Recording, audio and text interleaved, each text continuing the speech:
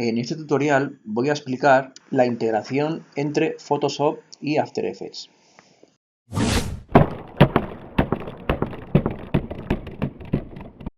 Vamos a ver cómo se combinan los dos programas, cómo se comunican y las posibilidades que nos ofrecen de cara a la animación. Para ello os he preparado un documento de Photoshop con algunos elementos que luego vamos a importar a un proyecto de After Effects. Bueno, el primer elemento que tenemos aquí es un fondo, es un background. Bueno, directamente lo he descargado de internet. Aquí está, que se podría haber creado. Bien, vamos a ir descubriendo elementos. El siguiente es una capa de texto, que son mis iniciales. Bueno, una capa de texto normal de Photoshop a la que le he añadido una máscara para producir este borrado aquí en el centro. Ya sabemos cómo se hacían ese tipo de cosas de cuando vimos Photoshop en evaluaciones anteriores. Más elementos, el siguiente es este cartel, donde también he incluido un logo con mis iniciales, con un texto, con un fondo. Lo he agrupado en un grupo de Photoshop, que si lo abrimos, pues vemos el propio logo, que es este de aquí, y luego por debajo tenemos este soporte del cartel, cae desde aquí, y esta es la base sobre la que pongo el cartel. Y luego por último está la sombra, la propia sombra de ese cartel que se arroja sobre la pared y sobre el suelo. Estos son los tres elementos que componen ese cartel. Además, la sombra quiero que veáis que tiene un 70% de opacidad para que veamos cómo luego estos valores se mantienen en After Effects. Bueno, el siguiente elemento es este logotipo de Photoshop. También está en un grupo que si lo abrimos vemos que tiene dos elementos. Uno es el propio logo y el otro es su sombra. El logo igual me lo he descargado de internet sin ningún problema. Y luego la sombra la he creado, pues igual que vimos en evaluaciones pasadas con los diferentes procedimientos que ya conocemos. El siguiente es lo mismo pero con el logo de Premiere. También estas sombras que me he creado por aquí tienen una opacidad de 70%, todas. Y por último lo mismo con el logo de After Effects. Logo más sombra. Este documento lo dejo en la descripción del vídeo, del tutorial, para que lo abráis y podáis practicar con él. Volvemos a After. Bueno, vamos a crearnos un proyecto nuevo. Vamos a guardarlo. Sería el proyecto número 5. Integración con Photoshop. Vamos a importarlo como un elemento cualquiera, control I o doble clic en cualquier área vacía del panel de proyecto. Aquí le tenemos. Lo importamos. Bien, After ha detectado que se trata de un archivo PSD, un archivo de Photoshop, y siempre que se encuentre con este caso nos va a preguntar cómo queremos importar ese archivo. Tenemos diferentes posibilidades de importación. Vamos a explicar todas para que veamos cuál nos viene mejor y cuál usar en cada caso. La primera opción que nos ofrece en este campo de importar tipo es material de archivo. Y ahí tenemos dos opciones, capas fusionadas o elegir capa. Vamos con la primera, capas fusionadas. Le voy a dar a aceptar. Y aquí nos ha traído nuestro documento de presentación como un archivo normal, como una foto cualquiera que podamos importar sin ningún problema a After Effects. Vamos a crearnos una composición con este archivo, porque tenemos esto ahora mismo vacío. Y una opción interesante para crearnos composiciones, y es muy parecido a la mecánica que usábamos con Premiere, es arrastrar y soltar el propio archivo a este botón que tenemos aquí. Al hacerlo, se nos crea una composición, aquí la tenemos, presentación JL, una composición con el mismo formato que el material que hemos arrastrado, 1280 x 720, y la composición que me ha creado tiene esas mismas características en cuanto a su tamaño. Bueno, pues aquí la tenemos, creada la composición en el timeline y aquí en el panel composición. Bueno, esta forma de importarlo tiene sus problemas porque tenemos todo junto, está todo acoplado. Ha integrado todos los elementos cuando en realidad en Photoshop los teníamos separados por capas, grupos, etc. Sin embargo, al importarlo de esta forma, no nos da la posibilidad de poder transformar, animar, etcétera, cada uno de los elementos de forma individual. Si sacamos las propiedades de transformación de esta capa, pues sí, podemos moverla, podemos escalarla, etcétera, pero todo en conjunto. No nos ofrece posibilidades individuales para cada uno de los elementos.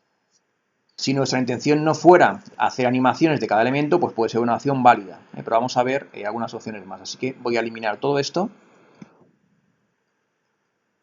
y continuamos viendo posibilidades. Volvemos a importarnos el archivo.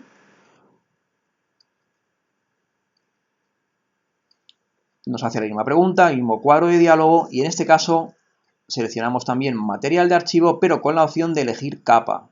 Esta opción, como su nombre indica, nos va a dar a elegir desde aquí las diferentes capas que tenemos en el documento de Photoshop.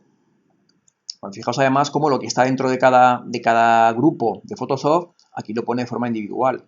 Todas las sombras que estaban con los logos dentro de los grupos, aquí las considera como capas independientes. Bueno, por esta forma me podría importar una sola capa. Por ejemplo, si yo quisiera, no sé, el logo de Premiere, lo selecciono. Luego veremos qué significa esto de estilos de capa. Le damos a aceptar. Y aquí tenemos el logo de Premiere. Aquí está, como una capa individual. Bien, si la traigo para acá, bueno, pues aquí tenemos, fijaos cómo solamente la capa que le hemos dicho. Puede parecer una opción poco útil, pero ahora un poquito más adelante veremos cómo realmente es una opción importante y que en muchas ocasiones nos va a ayudar a hacer cosas más complejas. Voy a volver a eliminar todo y nos volvemos a importar otra vez el archivo para seguir viendo opciones. En este caso ya no voy a elegir material de archivo, sino que voy a elegir composición. Composición, esto lo mantenemos como está, estilo de capa editables, ya veremos qué significa, y le damos a aceptar. Esta opción es la más completa realmente, porque fijaos lo que nos ha traído. Tenemos por un lado la propia composición, nos ha creado una composición donde va a estar integrado todo el material. Y además nos crea una carpeta con el mismo nombre que el archivo que hemos importado, luego pone capas, que si la abrimos contiene todo el material que formaba parte del documento de Photoshop. Aquí está en cada capa individual y luego además cada uno de los grupos de Photoshop lo trata como precomposiciones. After Effects, Cartel, Photoshop y Premiere. Lo mejor es que hagamos un doble clic para abrir la composición, doble clic, para que se abra en el timeline. Y fijaos como aquí realmente tenemos colocado en el mismo orden que el archivo de Photoshop, es decir, el background, el texto, cartel, etcétera, etcétera, lo tenemos todo igual en el timeline de After. Como os decía, los grupos de Photoshop los considera precomposiciones de After. Ya hemos visto lo que son las precomposiciones. Si yo hago un doble clic en una precomposición, por ejemplo, en esta del cartel, se abre en un panel propio todo lo que contiene esa precomposición, como son el logo, la base del cartel y la sombra del cartel. Aquí tenemos los visores para ir viendo qué es lo que aporta cada uno de ellos. Lo mismo ocurriría, por ejemplo, con el logo de Premiere, el logo más la sombra, aquí tenemos las dos capas, etcétera, etcétera. Bueno, por eso es la opción más completa, porque ahora yo sí que podría ir animando cada uno de los elementos de forma independiente. Por ejemplo, si quisiera animar, no sé, por ejemplo, este cartel, puedo sacar, por ejemplo, la posición y ya haciendo keyframing podría hacer que apareciera de arriba a abajo, etcétera, etcétera. Podría escalarlo o cualquier animación que se me pudiera ocurrir. Sí que hay que tener una cosa en cuenta, y es que si nos fijamos, por ejemplo, acabo de seleccionar ese texto, JL, esta capa tiene el punto de anclaje en el centro de la composición, y esto no es muy práctico a la hora de hacer animaciones. Lo ideal sería que este punto de anclaje estuviera en el centro físico de la capa. Es decir, si yo ahora quisiera hacer una animación, por ejemplo, de rotación a esta capa y le doy valores, fijaos cómo la rotación es desde el centro de la composición, no desde el centro de la capa. Eso ha ocurrido porque cuando hemos importado el material, hemos elegido como composición, pero eligiendo una opción en concreto que no es la mejor. Así que vamos a volver a eliminar todo el material y vamos a importar por última vez el archivo, importar con la última opción que nos queda, que es como composición, pero con esta opción de conservar tamaños de capa. Eso va a hacer que en las capas individuales los puntos de anclaje estén en los centros de las capas y no en el centro de la composición, como era el caso anterior. Composición, conservar tamaños de capa. Le damos a aceptar. Ocurre lo mismo, nos ha traído la composición ya creada de forma correcta y una carpeta como antes que contiene todo el material. Hacemos el doble clic en la composición. Aparentemente es todo igual que antes, pero con esta diferencia. Fijaos, si selecciono la capa JL, ahora el punto de anclaje sí que lo tenemos en el centro geométrico de la capa. Bueno, ese es el matiz. Está claro que podríamos manualmente, con la herramienta de panorámica trasera que ya conocemos, colocar el punto de anclaje en cualquier lugar, con lo cual tampoco sería un problema demasiado grande, pero si trabajamos bien desde el principio nos ahorraremos tiempo y serán más sencillas las animaciones.